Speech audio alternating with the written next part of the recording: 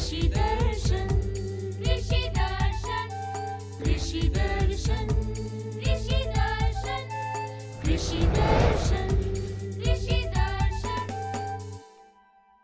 खेतीबाड़ी पर आधारित कार्यक्रम कृषि दर्शन में सभी किसान भाइयों बहनों का स्वागत है। मैं हूं मास्टर जी। मैं हूं रमनी बहन। नमस्कार। तो किसान भाई बहनों, कार्यक्रम की शुरुआत करेंगे कृषि समाचार से। नमस्कार, कृषि समाचार में आपका स्वागत है। मैं हूं आपके साथ अनामिका। आइए देखते हैं आज कृषि समाचार में क्या है खास।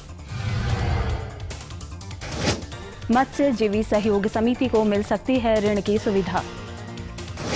आम को फल मक्खी से बचाने के लिए लगाएं फ्रूट फ्लाई ट्रैप। अगाध फूलगोभी के बेहतर उत्पादन के लिए लगाएं अर्ली सिंथेटिक प्रभेद। अब समाचार विस्तार से। सिमडेगा जिला में जिला मत्स्य कार्यालय की ओर से मछली पालन के विकास के लिए चलाए जा रहे कार्यक्रमों में एक है फिस्को पफिड राष्ट्रीय मत्स्य जीवी सहकारी संघ द्वारा संचालित प्रशिक्षण एवं आर्थिक सहायता योजना।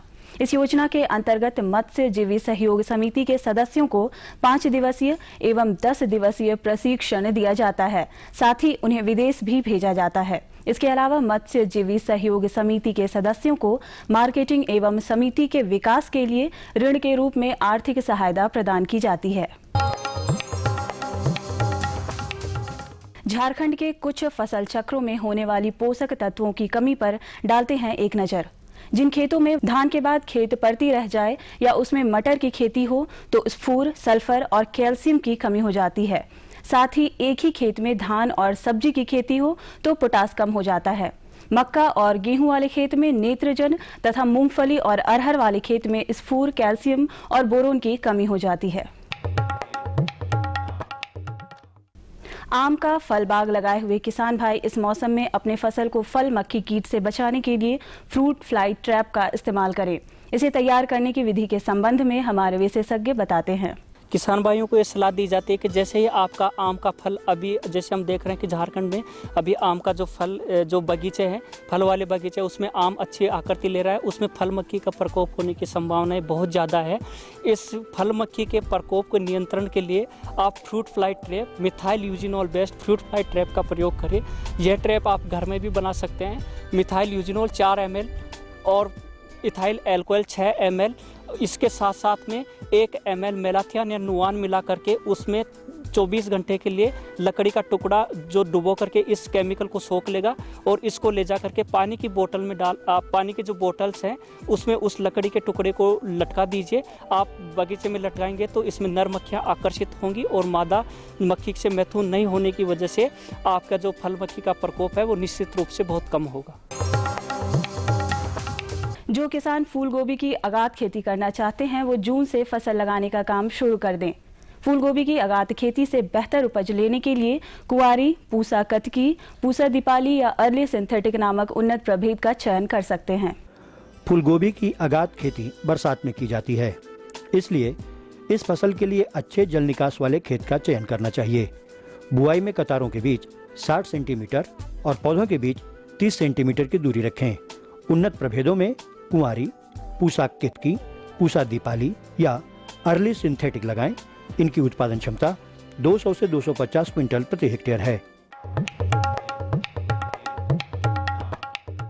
ट्रैक्टर चालित कृषि यंत्र है जो मिट्टी की सख्त परत को तोड़ता है और मिट्टी को ढीला करता है। इससे मिट्टी में जल का संचार सुगम होता है। इस यंत्र का उपयोग गहरी जुताई के लिए किया जाता है, जिससे मिट्टी में जल धारण करने की क्षमता बढ़ती है। अब बारी है एक सफल किसान से मुलाकात की, तो आइए उनसे मिलकर जानते हैं कि क्या है उनकी सफल कृषि प्रणाली। मैंने श्री विधि से जो खेती करते हैं उसमें हम लोग को थोड़ा उपज पहले से अभी ज़्यादा हो रहा है और ये खेती करने के बाद में उसे जो हमारा उपज का जो फ़ायदा होता है उसे हम बाल बच्चों को पढ़ाते हैं और अपना गुजर बसर उससे हम लोग कर लेते हैं।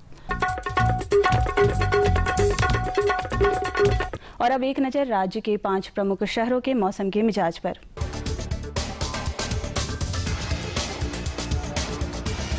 आज राज्य के 5 प्रमुख नगरों के अधिकतम और न्यूनतम तापमान कुछ इस प्रकार दर्ज किए गए।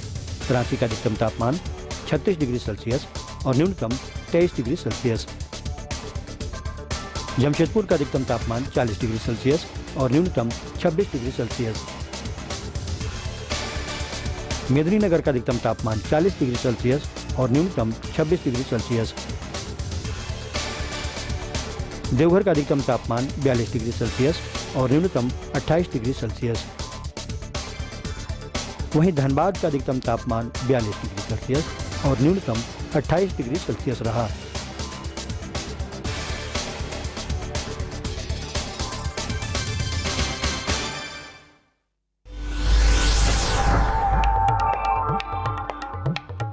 और अब मंडी भाव में आइए नजर डालते हैं अनाजों के भाव पर। आज कृषि उत्पाद बाजार समिति पंडरा रांची में विभिन्न खाद्यान्नों के थोक भाव कुछ इस प्रकार दर्ज किए गए। चावल मोटा 2200 रुपए से 2300 रुपए, चावल मध्यम 2500 रुपए से 2600 रुपए, चावल उत्तम 3500 रुपए से 3600 रुपए, गेहूँ 1750 रुपए से 1800 रुपए, चना 3350 रुपए से 3400 रुपए, दाल अरहर 5500 रुपए से 6400 रुपए, दाल मसूर 4800 रुपए से 5000 रुपए, दाल चना 4300 रुपए से 4400 रुपए, सरसों तेल 9000 रुपए से लेकर 9400 रुपए, चीनी 3400 रुपए से 3500 रुपए, आलू 1000 रुपए से लेकर 1200 रुपए और प्याज 900 रुपए से लेकर 1000 रुपए प्रति क्विंटल रहा। कृषि समाचार में आज इतना ही। अगले दिन अगले अंक में फिर मुलाकात होगी कुछ ताज़ा तरीन खबरों के साथ। तब तक के लिए दीजिए इजाजत। नमस्कार, जोहार। तो किसान भाइयों, कृषि समाचार में आपने देखा मौसम का मिजाज, खेती बाड़ी से संबंधित ढेर सारी जानकारी और मंडी भाव। अब क्या बारी है, किसकी बारी? कार्यक्रम में भी बहुत कुछ बाकी है, लेकिन यहाँ लेंगे एक छोटा सा विराम। ये लो और बताओ। बस। अरे ये क्या भैया जी, बस इतनी सी रासायनिक खाद? किसानी छोड़ रहे हो क्या? किसानी नहीं, नादानी छोड़ रहे हैं। मिट्टी की जांच कराई है। अब तो लालाजी जितनी जरूरत है उतने ही उर्वरक खेत में डालेंगे। हाँ, किसान भाई आज ही अपने जिले की नजदीकी भूमि परीक्षण प्रयोगशाला में मिट्टी की जांच जरूर करवाएं और मिट्टी में पोषक तत्व, नमी व पौधे के विकास को देखते हुए केवल जरूरत के अनुसार ही पोषक तत्व डालें। और हाँ, मिट्टी में गंधक, जस्ता, बोरोन जैसे सूक्ष्म पोषक तत्वों का पता लगाना भी न भूलें। उर्वरक और जैविक खाद के सही उपयोग से भूमि का उपजाऊपन बनाए रखें, उत्पादकता बढ़ाएं, खर्चा घटाएं और बहुमूल्य विदेशी मुद्रा बचाने में भी सहयोग दें। और हाँ, धीमी गति से नाइट्रोजन उपलब्ध कराने वाले उर्वरकों जैसे नीम लेपित यूरिया को प्राथमिकता दें और यूरिया का पत्तों पर छिड़काव करें। अरे वाह, तू तो सचमुच समझदार हो गया रे। अधिक जानकारी के लिए संपर्क करें जिला कृषि अधिकारी या किसान कॉल सेंटर। विराम के बाद एक बार सभी किसान भाई बहनों का फिर से स्वागत है और अब बारी है जानकारी की। तो मास्टर जी, आप ही बता दीजिए आज आप हमारे किसान भाई बहनों के लिए कौन सी नई जानकारी लेकर आए हैं? रमनी जी, देखिए किसान भाई अब जो है खरीफ धान की फसल की तैयारी में लगे हुए हैं, तो इसमें सबसे महत्वपूर्ण चीज़ होती है कि उसके प्रभेद की जानकारी होना और बीज उपचार जो होता है वो कराना। तो अपने किसान भाइयों को क्यों ना इसी विषय पर हम लोग लेके चलते हैं स्टूडियो कि और वहाँ पे हमारे विशेषज्ञ बैठे हैं और उनसे जानते हैं कि भाई किस तरह का प्रभेद होना चाहिए और बीजोपचार जो है वो क्या है। तो चलते हैं स्टूडियो, लेकिन स्टूडियो जाने से पहले आपके पास नंबर होना चाहिए और नंबर तो हमेशा आप बताती हैं। तो किसान भाई बहनों, उठाइए अपना फ़ोन और कॉल कीजिए हमारे इस टोल फ्री नंबर पर। हमारा नंबर है 1800-3456519। किसान भाइयों, ये कॉल बिल्कुल मुफ्त है, इसमें कोई भी पैसा नहीं लगता। तो सीधे चलते हैं स्टूडियो।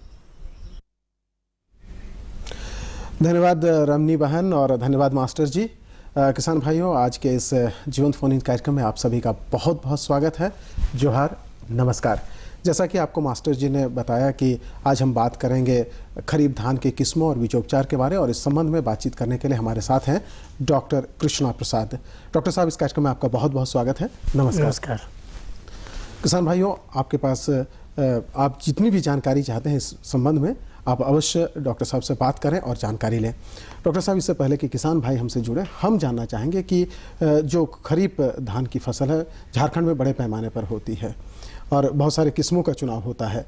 किस्मों के चुनाव में क्या क्या सावधानियां रखें, इस विषय पर बात करेंगे। लेकिन पहले एक फ़ोन ले लेते हैं। हेलो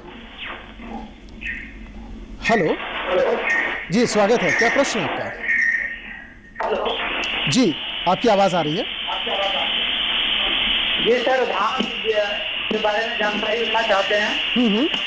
जो कि धान का बीज कब तक अब आने वाला है? अच्छा। और इसका धान कब तक करने का है, ये जानकारी। ये धान के बीज के बारे जानना चाह रहे हैं। बिल्कुल, हमारा विषय भी यही है आज। बिल्कुल डॉक्टर साहब बताएंगे आपको। हाँ, बीज के बारे में जैसे किसान बंधु हम लोग ये बात को ध्यान रखें, पहले तो हम लोग ये बात को ध्यान रखें कि हमें कितने दिन के प्रभेद को लगानी है। इसके अनुसार से हम जैसे अगर लंबी अवधि के लिए जैसे 150 दिन के 145 दिन के प्रभेद है, उसके लिए तो हमें अभी खेत की तैयारी करके, जैसे अभी बस 2-3 दिन पहले हमारा बारिश हुई है, उसको खेत की जुताई कर दे अच्छी तरह से, और बीज के बुआई के लिए आप खेत को तैयारी करें। और प्रभेद को जो लंबी अवधि के प्रभेद हैं उसका बीज है जल्द से जल्द आप ले करके, और जो है 10 से मैंने आपको 15 जून तक ज़रूर डाल दें। जैसे लंबी अवधि के प्रभेद जो है हमारा, जैसे स्वर्णा जिसको हम लोग कहते हैं, या BPT 5204, इस तरह से। और जो सुगंधित धान हम लोग थोड़ा सा 135 दिन जो बिरसामती है, ये सब प्रभेद है, या और राजेंद्र मंसूरी है, ये सब जो प्रभेद है थोड़ी लंबे दिन की है, 145 से 40, 45, 50 दिन की है। तो इसकी प्रभेद को, इन प्रभेदों को अगर आप लगाना चाहते हैं तो इनका बीज आप जल्द से जल्द लगा दें, जिससे कि आपको सही समय तक पानी मिलता रहेगा और अच्छी उपज मिलेगी। बिल्कुल डॉक्टर साहब, साथ ही इन्होंने ये भी पूछा था कि क्या ये बीज उपलब्ध हैं बाजार में, ये मिल पाएंगे, कहाँ से मिल पाएंगे? हाँ, ये हमारे किसान भाई ये हम ध्यान में रखें कि जब भी बीज खरीदें तो आप रिलायबल सोर्स होनी ज़रूरी है। जैसे हमारी बिरसा एग्रीकल्चर यूनिवर्सिटी यहाँ जो नज़दीक में है, इनके जो डायरेक्टर फार्म एंड सीड्स हैं, वहाँ से भी बीज मिल सकती है।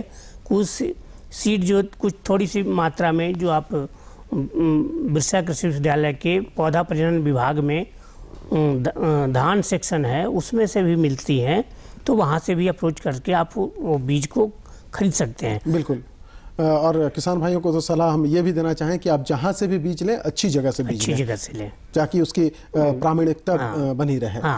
डॉक्टर साहब, इसके बाद हम जो जानना चाहेंगे, जो 3 तरह के हमारे यहाँ जो खेत होते हैं, दून 1, दून 2, दून 3, तो जो बीजों का चुनाव करेंगे किसान भाई, तो किस खेत के लिए कौन सा बीज का चुनाव करेंगे? हाँ, जैसे किसान भाई हम लोग जानते हैं कि हमारे छोटा पूरे झारखंड में जो जमीन बात करेंगे, पहले एक फोन ले लेते हैं डॉक्टर साहब।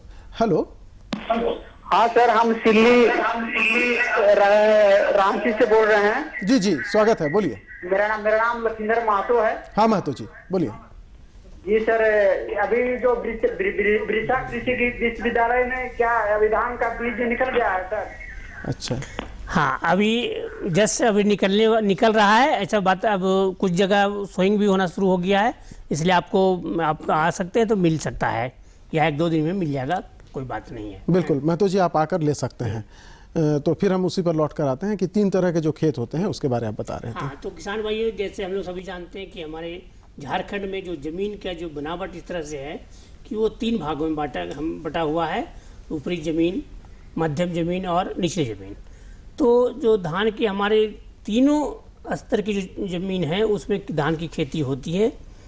तो जैसे ऊपर वाली ज़मीन में तो हम लोग जो है सीधी बुआई करते हैं, उसमें रोपा की बात नहीं करते हैं।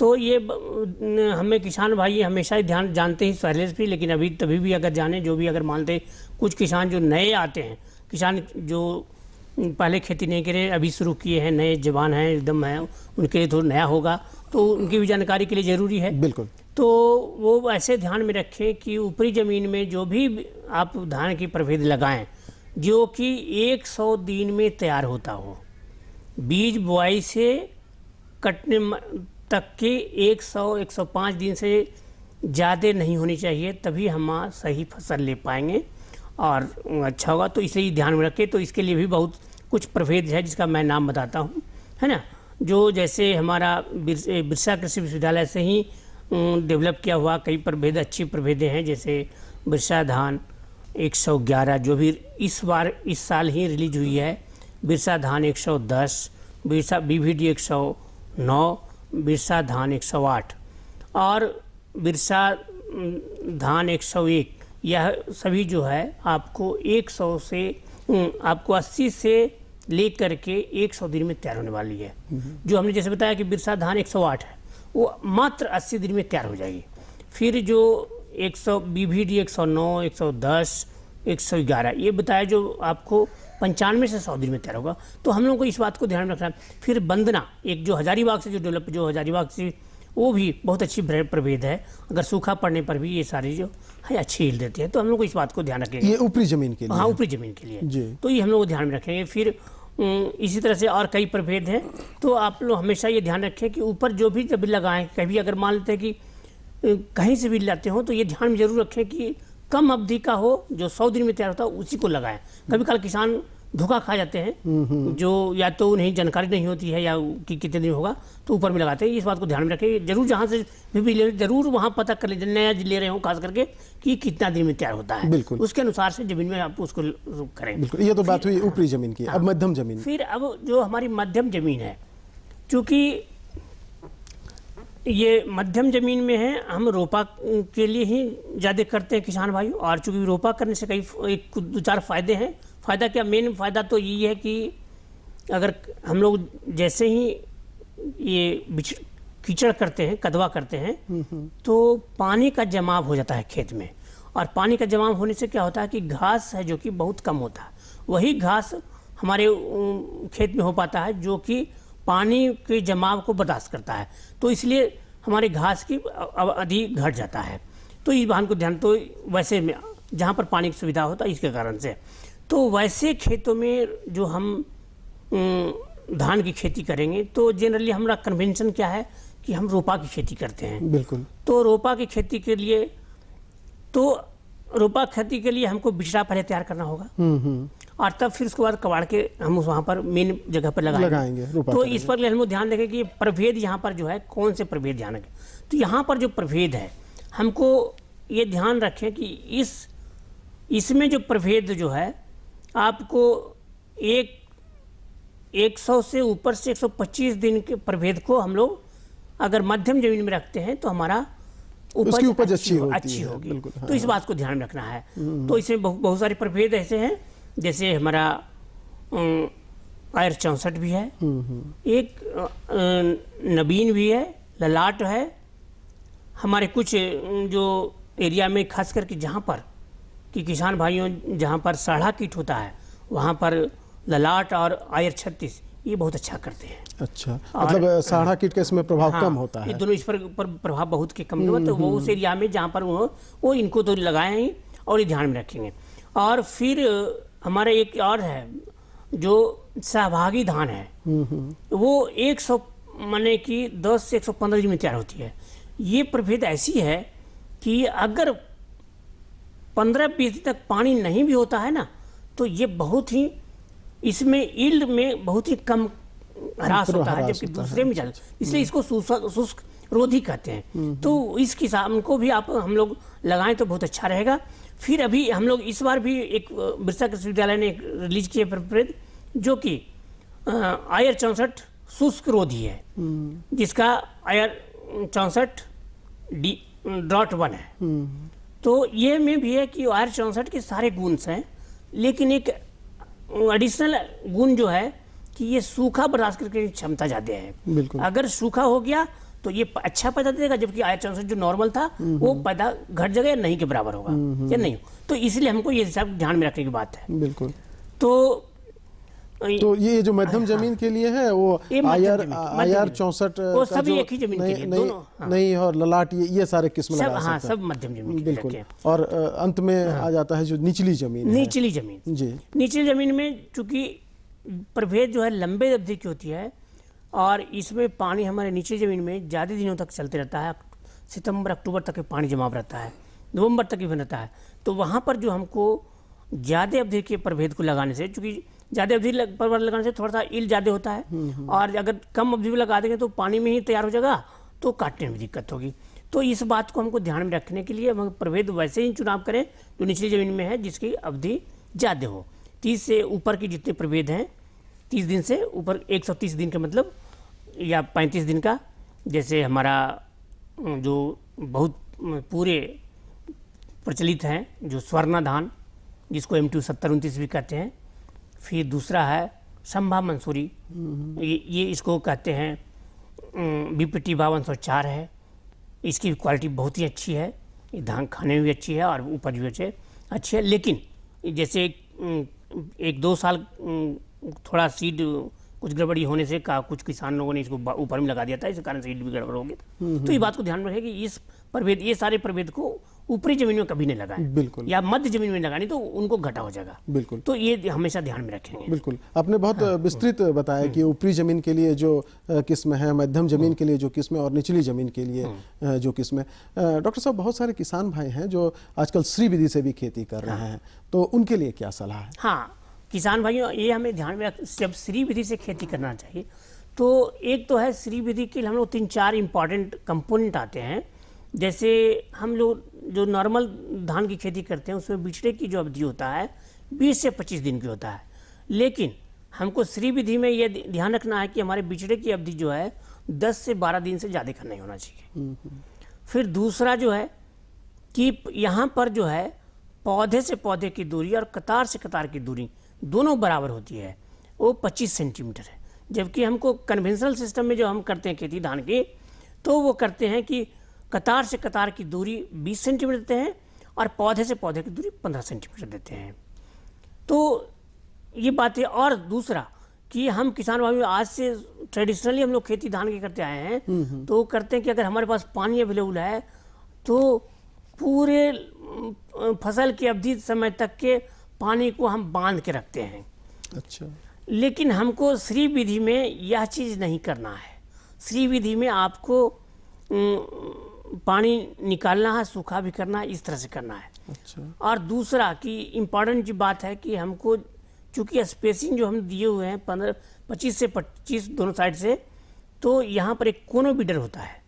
कोनो बीडर से हम चलाते हैं तो एक तो घास खरपतवार नाश होता है, और दूसरा कि उसके जो पौधे की जो रूट की जो होती है प्रूनिंग हो जाती है, जिससे जो कि एक टाइप का केमिकल का स्राव होता है जिसको ग्रोथ हार्मोन्स भी कहेंगे, जिससे कि पौधे की पैदावार बढ़ जाती है और उसमें कल्ले ज़्यादा निकलते हैं, तो इससे हमारा पैदावार बढ़ जाता है। तो इस बात को ध्यान में रखने का। श्री विधि से हटकर आजकल एरोबिक खेती की भी चर्चा होती है, प्रचलन में, आखिर इसमें क्या करते हैं किसान? हाँ, किसान भाइयों, एक जैसे एक बहुत बड़ी कभी काल किसानों की समस्याएं हो जाती है कि हम लोग रोपा से खेती करते हैं तो उसके पहले बिचड़ा उगाते हैं, फिर क्या होता है कि समय पर पानी नहीं अवेलेबल होने के कारण से कादा नहीं कर पाते हैं, फिर रोपाई नहीं हो पाती है। और जो जैसा कि हम लोग पिछले 4-5 सालों से ऐसा देख रहे हैं कि हर टाइम धान की रोपाई के टाइम में पानी का फेलियर हो जाना, तो इस समय से एक नई विधि जो हम लोग जो डेवलप की है जिसमें कि पानी की मात्रा कम होती है, आवश्यकता कम होती है। और इसमें क्या कि हम लोग रोपा नहीं करते हैं, बिचड़ा नहीं करते हैं और पानी नहीं बांधना है। बिल्कुल। तो इसमें करना क्या है कि जिस तरह से आप खेती की पूरे ज़मीन की तैयारी कर लें, जिस तरह से आप गेहूँ लगाते हैं, मक्का लगाते हैं, उस तरह से खेती को तैयारी कर लें। और बीज को आप या तो सीधी डायरेक्ट सोइंग करें, या जिस तरह से स्पेस से लगाते हैं, जैसे हमको 15 से प्लांट टू प्लांट है जो कि 15 सेंटीमीटर है, तो आप 3-3 बीज आप डाल देते हैं और कतार से दूरी 20 सेंटीमीटर, इस तरह से आप बीज गिरा दें। और जब भी पानी जरूरत पड़े आप उसको पानी पटाएं, और उसमें पानी का बांधने की जरूरत नहीं है। तो इससे होता क्या है कि हमारे जो पानी की आवश्यकताएं कम हो गई। लेकिन ये अगर किसान भाई, तो ये जो है इस तरह की जो हम खेती हम मध्यम में भी कर सकते हैं और नीचे जमीन में भी कर सकते हैं। अच्छा। तो अच्छा, और किसान भाई अपने लेवल पर यहाँ पर इसमें भी कर सकते हैं कि ये तो हुआ कि एकदम टेक्निकल पार्ट में कि हम पानी नहीं बांधना है, ये नहीं करना है। लेकिन अगर किसान भाइयों अगर शुरू से सोइंग करेंगे और पानी अगर मैनेज कर सकते हैं घास को, क्योंकि सबसे बड़ा प्रॉब्लम होता है इस धान की खेती में कि घास ज़्यादा होता है। अच्छा। क्योंकि पानी नहीं होता, तो हम लोग को घास को मारने के लिए थोड़ा हमको ध्यान रखना, जो आजकल के हेर्बिसाइड्स है या कुछ उसके कारण से, या दूसरे कुड़ाई करके भी हम लोग घास को मैनेज कर सकते हैं। तो ये करेंगे तो हमारा अच्छा होगा। तो हमारा क्या होगा कि इसमें कि डिपेंडेंसी ना जाए कि हमको बारिश नहीं होगा तो हम रोपा नहीं पूरी कर तरह से पाएंगे, वर्षा पर आश्रित खेती नहीं होगी। बिल्कुल।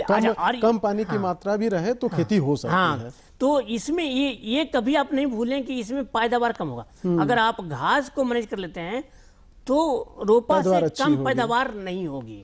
ये हम किसान भाइयों, तो जहाँ कहीं भी अगर रिस्क हो सकता है कि रोपा, तो आप वहाँ पर वो कर सकते हैं। और एक खास दूसरी जो बात होती है कि जहाँ रोपा वाली खेती होती है वहाँ पर जो रोपाई के लिए आदमी की ज़्यादा जरूरत होती है। तो जो किसान भाई अपने बाहर से मजदूर लेकर के रोपाई की खेती करते हैं, तो जहाँ पर श्रम और खर्च दोनों की वो बचत बच होती जाती है। है। तो इस बात को ध्यान में रखेंगे आप। और पानी की भी थोड़ा कमी हो गई तो कम पानी से हमको काम चल जाए खेती, जिनको कम पानी अवेलेबल है तो वो भी कर सकते हैं। बिल्कुल। डॉक्टर साहब, हम जानना चाहेंगे बीजोपचार के बारे में। बीजोपचार धान की खेती के लिए कितना महत्वपूर्ण होता है? हाँ, ये बहुत ही अच्छी बात है। देखिए, सबसे बड़ी चीज़ है कि हम जिस तरह से हम आदमी रोगों से बचने के लिए, जिस बच्चा जन्मता ही है उस दिन से हम टीकाकरण करते हैं 5-6 तरह का, है ना।